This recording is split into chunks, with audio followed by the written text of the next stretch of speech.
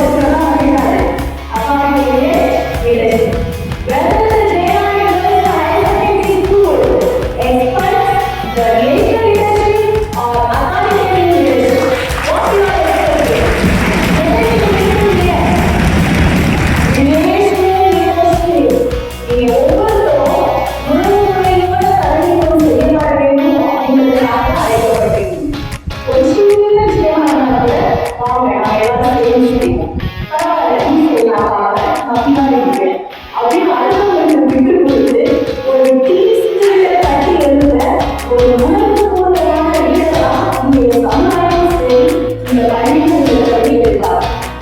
அதுல கவுன்சிலி மெம்பர்ஸ் எல்லா லெவல்ஸ் இருக்கு, கவுன்சிலர் இருக்கு, அசோசியேஷன் எவ்ரிடே அது எல்லாருமே ஒரு வீடு வருவாங்க. அடுத்த நாள் என்ன சொல்லுவாங்க, மெம்பர்ஸ் அப்படின்னு சொல்லுவாங்க. ஸோ மெம்பர்ஸ் என்னன்னா அவன் செய்யணும், அதனாலதான் நம்மளுக்கு என்ன அப்படிதான்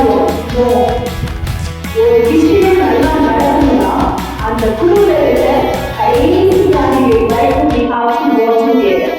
On this occasion, I would like to ask one question. நம்மளுடைய பழைய பாரத ஜனாதிபதி டாக்டர் ஏபிஜே அப்துல் கலாம் ஐயாவோட முதல் புத்தகம் என்னது?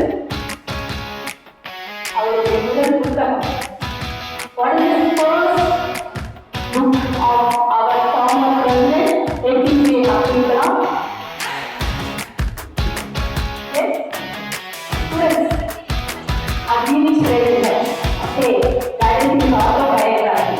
அதில் அவர் என்ன பண்ணியிருக்காரு, அவருடைய வாழ்க்கையை பற்றி நிறைய எழுதியிருக்கார். அதில் அவர் ரெண்டு விஷயத்தையே சொல்லியிருப்பார். தலைமைத்துவத்தை பற்றி சொல்லியிருக்காரு, அது கீழே சவாலில் இருக்கக்கூடியவங்களோட கேரக்டர் எப்படி இருக்கிறது அப்படின்னு சொல்லியிருக்காரு. நான் இந்த புத்தகத்தை கிட்டத்தட்ட ஒரு 25 வருஷத்துக்கு முன்னாடி படித்தேன். ஆனால் இன்னுமே எனக்கு மனசில் அது நல்லா வருது. தலைமைத்துவத்தை பற்றி சொல்லும்போது என்ன சொல்லுவாங்கன்னா, எப்படி இன்னைக்கு சொசைட்டி எங்கே போனாலும் நம்ம வந்து தனிச்சு வாழவே முடியாது. எங்கேயாவது ஒரு இடத்துல என்னவாக இருக்கும், கூட்டமாக பெருந்தா வாழும்.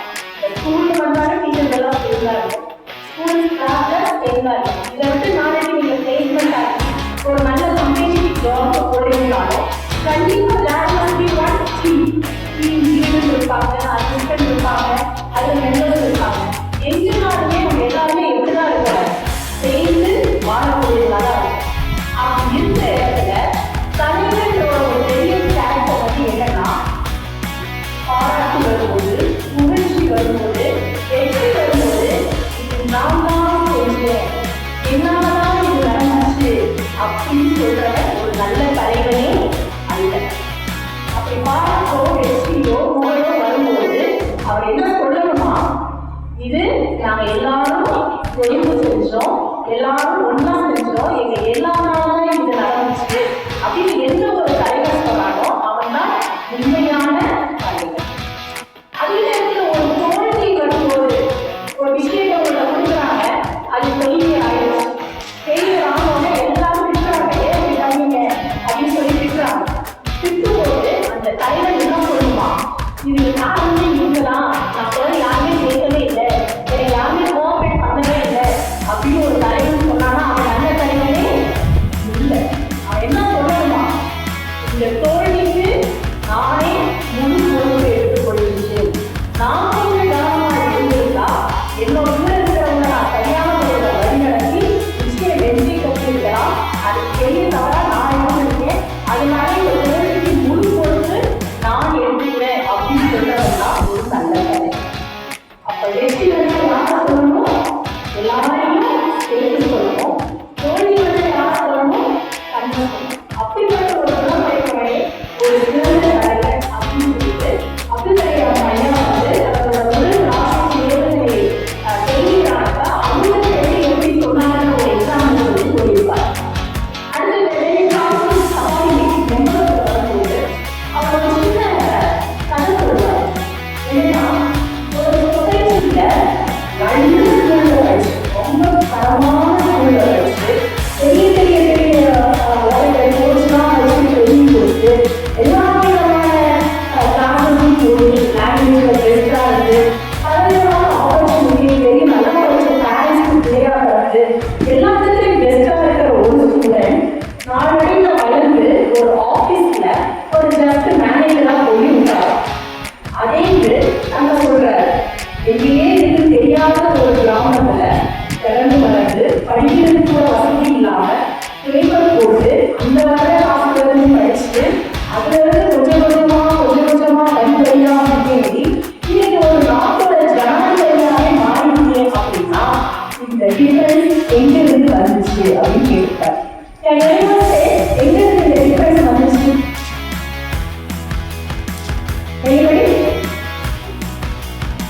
நல்ல பெஸ்ட் ஸ்டூடெண்டாக இருக்கிற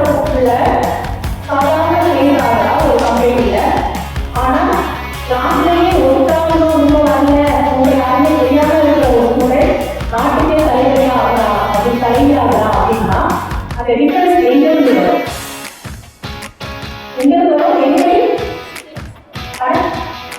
லீடர்ஷிப்னால. எஸ். அதுக்கு மெயினான ஒரு விஷயம் அதான் எதுவும் இல்லை. அவர் கிளாஸ்லையும் சரி, ஸ்கூல்லையும் சரி, லாஸ்ட் டைம் கேட்டாங்க வந்துருக்கலாம். ஆனால் அவன் வந்து சொசைட்டியில் பெஸ்ட்டாக வரலாம். எப்படி வருவான்? எப்படி வருவான்? Helping the fancy. ஓகே, இது எல்லாமே என்னது? இதெல்லாம் என்னது? இப்படி நடந்தது எண்ணம், உயர்ந்த எண்ணம். எவர் ஒருவர் உயர்ந்த எண்ணம், உயர்ந்த துணிப்போடு கொண்டிருக்கிறாரோ அவர் எவ்வளவு அடி பாதாளமாக இருந்தாலும் நாளை மேலே இருந்து வருவார். Every positive thought will make a small group raise into a very biggest person in the society. அதனால நான் அனாலிசிஸ்ல பிஹெச்டி படிக்கும்போது அங்க வந்து பார்த்தீங்கன்னா ஒரு ஸ்டாச்சு இருக்கும், திருவள்ளுவர் ஸ்டாச்சு. அது கீழே உள்ளுவர் எல்லாம் உயர்வுகள் அப்படின்னு எழுதியிருப்பாங்க. எனக்கு அப்புறம் ஃபர்ஸ்ட் அட்டாக் ஆகல அந்த வார்த்தை. நான் அதுக்கப்புறமேட்டு இவரோட படிச்சு பார்க்கும்போது இவர் சொல்லுவார், நான் வந்து அனாலிசிஸ்லையும் கேட்கிறேன். அப்துல் கலாம் ஐயா வந்து அனாலிசிஸோட professor, completed engineering, aeronautical engineering எம்ஐடியில் முடிச்சுட்டு then he has taken classes for engineering students at Chennai Anna University. So அவர் சொல்லுவார், நான் அண்ணா யூனிவர்சிட்டியில கிளாஸஸ் முடிச்சுட்டு ஈவினிங் வாக்கிங் போகும்போது என் பசங்களை கூப்பிட்டு போவேன். கூப்பிட்டு போய் அவன்கிட்ட ஒரே ஒரு வார்த்தை மட்டும்தான் சொல்லுவேன், இதப்பா இந்த திருவள்ளுவர் பேருக்கு கீழே எழுதிட்டு அந்த வார்த்தையை படிச்சுப்பா. என்ன வார்த்தை? என்ன வார்த்தை?